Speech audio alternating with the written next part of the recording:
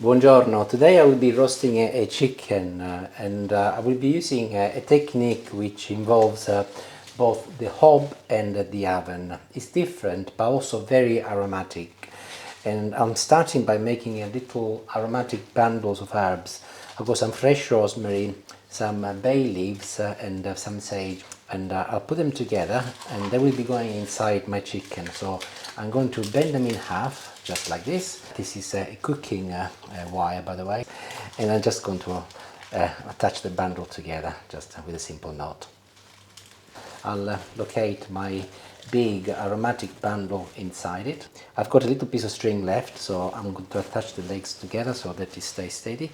Little paring knife. I'm going to find the thickest part of the breast, and I'll just do a little hole crossways so that my garlic goes in properly, and I'll add it inside the breast. Number one, and here is number two.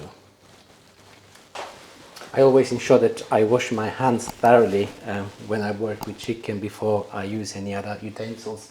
So next job is a little olive oil on the top, and I'll just put it on top like this, and also I'm going to add a little pepper and some salt, and I'll massage it in, and of course I'll have to go and wash my hands once again. Ensure you do the back as well. Perfect. Ensure that your pot or saucepan that you use is big enough, obviously, to hold your chicken. In my case I'm using a cast iron pot. I've covered the base with some olive oil, and this is a mixture of celery, carrots and onion called soffritto. It is actually frozen, so I can add it in.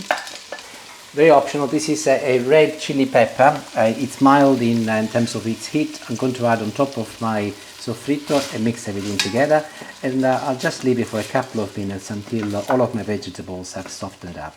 This recipe is all about aromas, so I'm going to complement the exterior side of my chicken with similar herbs. So I've got now another couple of sprigs of rosemary, and then more bay leaves go at the bottom of here, and I'll go and grab my chicken, and it will go on top of all of my vegetables, so that it doesn't touch the base of my saucepan, and all of the flavor coming from the vegetables and also from the rosemary and the bay leaf will go through the chicken. And before I place the lid on, I'm going to add a generous glass of dry white wine, and I'll turn the temperature up, and I'll wait until this reaches the boil now. And there it is, the wine is beginning to boil, so I'll place the lid on and I'll turn the temperature down just below medium, medium to low. If you've got a gas hob, turn it on minimum, and I will leave it undisturbed for about an hour and a quarter. In the meantime, I'll make the batter for my Yorkshire puddings. I said Yorkshire puddings, but actually I should have said Yorkshire pudding, as I will be making a giant one today. Yorkshire puddings are very, very popular in the UK, but I've noticed that when I've made them before that lots of people, especially in Canada, Australia and in the States, they're not that familiar, so I will be telling you exactly what to do to make the perfect Yorkshire pudding. I've started with 8 heaped these are tablespoons of flour, and if I want to make a very big one, I then use half the quantity of tablespoons of flour in eggs. So I'm going to add 4 eggs today. Ideally not the shells. So that's number 1, 2, 3 and 4. And I'll start mixing the eggs with the flour first. But before I forget, I'm going to add the salt and pepper now, and then that's done. I have noticed that if I use water more than milk, actually they puff up more and they are lighter. So I'm going to use a lot of water, but then I'll finish with some milk later. And I'm going around the bowl to ensure that I collect all of the loose flour and also the bottom. And I think I'm quite happy that I can add a little bit more water, as it is still really stiff, so a little bit more goes in. And I think I'm pretty much there. So as I said, a little milk that will go at the end, just a little drop. And this is perfect. You can see that it's not as smooth as it was before, but it's not as liquidy as water. And I've been adding a few seeds now, mixed seeds. You do not have to if you want just a straightforward normal Yorkshire pudding. But to me this is more like a bread replacement. So I like to add mixed seeds. So this is sesame and sunflower seeds and chia seeds. So this is ready to go in the fridge. I'll place the lid on, and this is important, by the way, because it will rest. And it will be in the fridge for about an hour and a half before I continue. In the meantime, I'll remove my pinny and I'll go for a run. And when I come back, we can continue the recipe. See you later. And I'm back, but before I continue with the chicken, I'll start the preparations for my giant Yorkshire pudding. This is a cast iron skillet, very heavy and ideal for what I'm about to do. I've just applied a little olive oil at the bottom, and also I'll make sure that I cover the sides. At the moment, obviously, it's stone cold, and I'll place it in the oven for about 5 minutes, and the oven is at temperature 200 degrees. And I want it to get really, really hot before I add the batter. And now I can go and get the chicken. I'll turn it off, and here it is. So let's take a look. Ooh, well, the smell is good. So first of all, I want to check that it's more or less cooked. So I'll get my knife and pierce it, and it should be pretty much cooked. But even if it isn't, it doesn't really matter because it's going to go back in the oven. But you can see that there are clear liquids coming out. I'm going to use these very large forks to lift it so that it doesn't fall apart. You can see actually one of the wing has come off, doesn't matter. So I'll drain a little bit of the juice first, and I'll move it over here. And this is now ready to go back in the oven. So I will cook it for a further 35 minutes, 200 degrees. While I wait for the oven to get back to temperature before I work on my giant Yorkshire pudding, I'll deal with the gravy or sauce. So I'll just remove the wings first. I have removed the bay leaves and the rosemary. I've got a blender here, and I'll mix everything together first. That's perfect. So all of my vegetables have been blended with the wine and the beautiful juice released by the chicken. And of course, being that this was cooked long and slow, the chicken released a lot of juice, but it didn't actually escape because it's at a lower temperature. So this is now very liquidy, but we like ours to be quite dense. So I'm going to add 4 heaped teaspoons of my corn flour with some water over here, and I'll mix it together. And I'll see how it goes, and then I can decide if I need some more.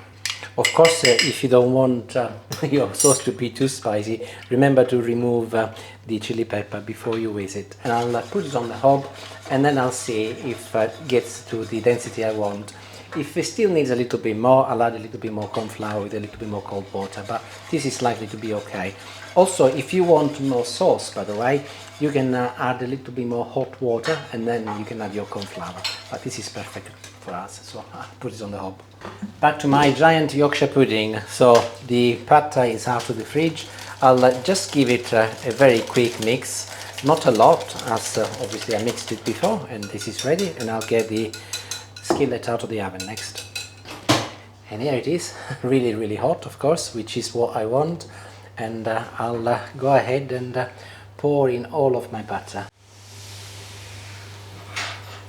You can see, beside the fact that the batter is already started to cook, because the skillet is really hot and is lined up with a layer of olive oil, it's not going to attach to the skillet and it's come out very easily once it's cooked.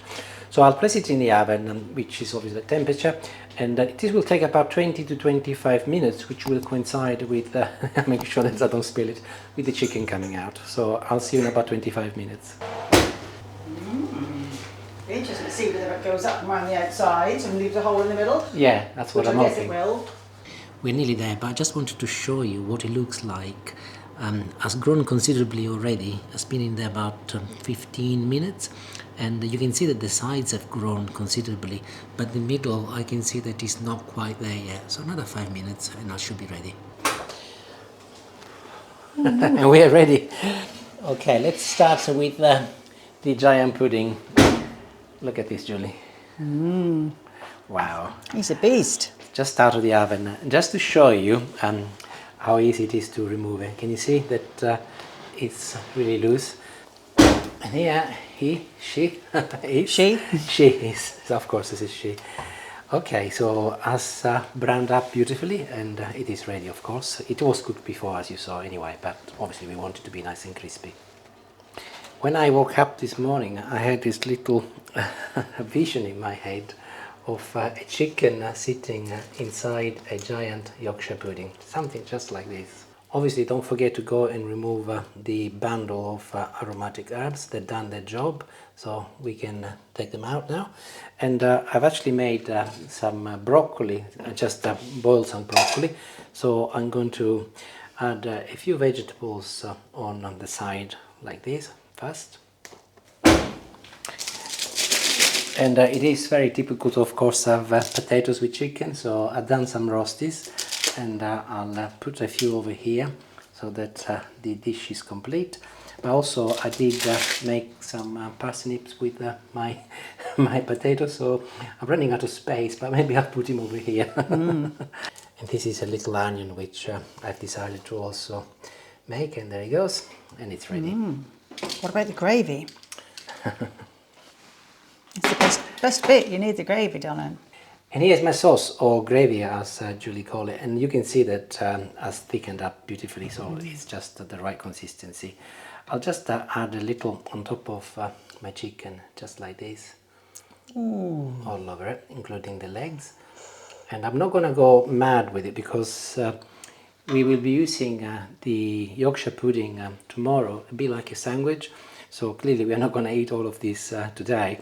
But the leftover, what we tend to do, we slice the chicken and then we put it in the middle of the Yorkshire pudding, a bit like a sandwich or a roll if you like. And it's really nice, especially when the chicken is cold. And this is ready. And I'm purposely using a normal knife rather than a steak knife to show you how easy it is to cut. And it's actually really good. And I'm going to taste some and then I'll go.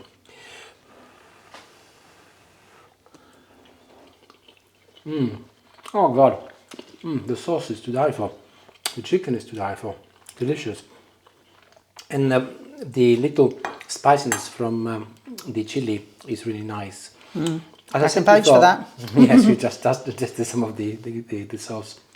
But as I said before, what we have done effectively, we have managed to retain all of the moisture inside the chicken whilst it cooked on the hob, and the flavors from inside the chicken were great because they were going towards the outside, and also the flavors from the outside of the chicken were going towards the inside, and the garlic obviously did its magic.